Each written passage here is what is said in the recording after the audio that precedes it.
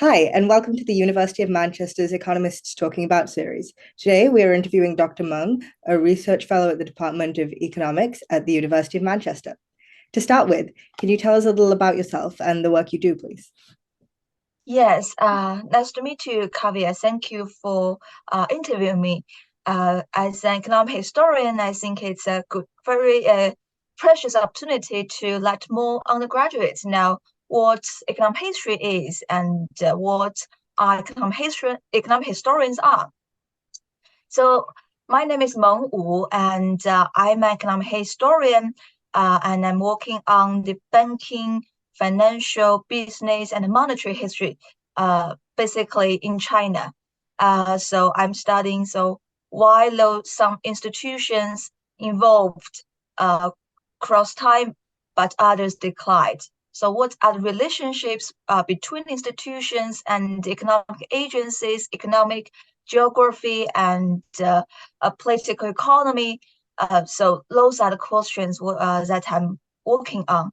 And I was trained as an economist in my undergraduate studies. So I studied econ in China, in Beijing. However, I had a very strong passion for history as a little girl. So I read a lot of history books, and I really want to continue my history study during my undergraduate studies. So I choose economic history at LSE because they have such a program. So I choose that program. I applied and I was accepted. And after graduated from my PhD from the LSE, I became a teaching fellow for 2 years. During that 2 years, it gave me a lot of opportunity to read more books and literature on economic history, which is really valuable. So it was during that teaching period that further motivated me to research in this subject. So this is kind of my career path and study history. Related to that, what made you specifically interested in economic history when you were doing economics at undergraduate level? And what impact do you feel that economic history as a subdiscipline has on economics as a whole? Yes, a very good question. Um, so because I always like history, and when I was undergraduate, I remember when we studied economics, we define it as a positive economics, which is basically we use some mathematical methods to study the models in this subject. And we also classified economics. Second category is normative economics. So what economics should be, so how it can be used to improve the welfare of people, to improve the efficiency of a firm. So this is about normative economics, and also economics can be also an art. So how to use positive to achieve normative economics. So when I studied this, I think so in history in China we have 2,000 years history, and we have many dynasties, and we have many interesting economic phenomena. For example, we have uh, um, the first paper money in the world, which is Jiaozi. So I want to know why this paper money appeared in China, but not in other places of the world. And we have Silk Road, we have maritime trade. So those things are very interesting to me. So so I decided to study economic history by using economic economic tools. So this is how I choose economic history. So the role played by the economic history in economics. So I think it's very important, economic history as a subject of economics. Um, this is because we always need to know what happened in the past to understand the present, and also sometimes maybe predict future.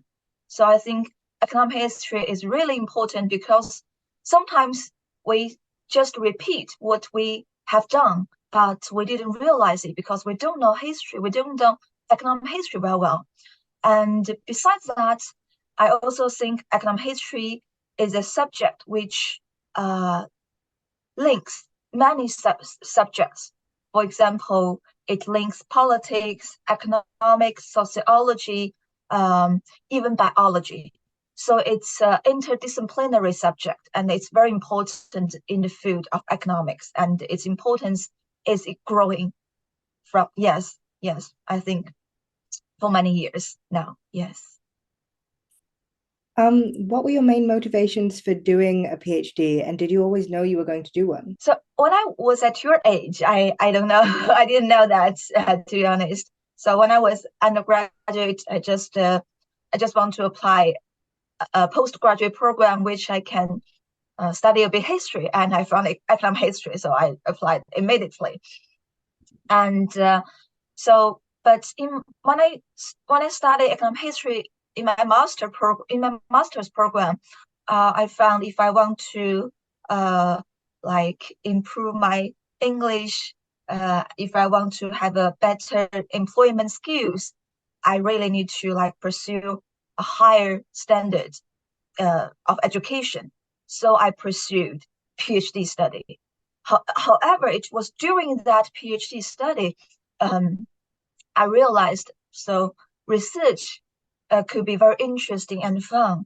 So it's like always push you to search the frontier of the knowledge, and you have a group of very talented people and diligent people to like motivate you and encourage you and compete with you.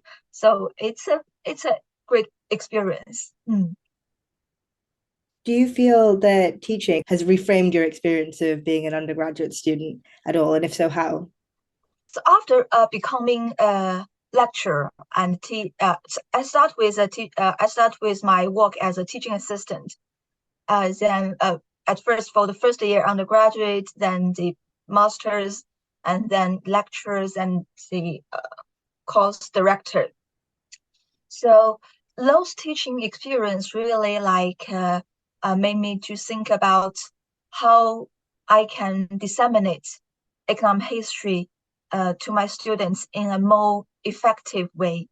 And it also reminds me my undergraduate experience. Like when I was undergraduate, I spent a lot of time on mathematics, so on math, but I didn't spend a lot of time in reading economic literature, not only economic literature, but also other books and articles in politics, so in social sciences. So so this is what refrained me from teaching. Yes. And finally, what advice do you have for undergraduate students who think they might be interested in academia? And is there anything you think people should be doing to engage with that course? So if you are an undergraduate, I think your first job is to find your true passion for your life, for your future. So I didn't decide to be an economic historian at first part, but I didn't stop what I like. So I like history, so I choose economic history, and I continue this what I really like. So I think my advice is to um, think carefully what you really like in your life, in your future, and do cherish the time you have as an undergraduate in Manchester, because it's a great place to study. We have many supportive teachers and scholars, and who always want to help you to give you the best experience and to train you as the future economists or economic historians. So I really encourage you to be confident. So you are the best people, I think, selected from uh, your national exams. So you should be very confident. You should think about what you really want in your future, and you should work really hard, because it's a very precious opportunity for all of you to study here. That's quite inspirational. Thank you so much for talking to me today. It's my pleasure. Thank you for interviewing me. Thank you. And if you've enjoyed this video, remember to go to our series and look for the next to come back for the next interview next time.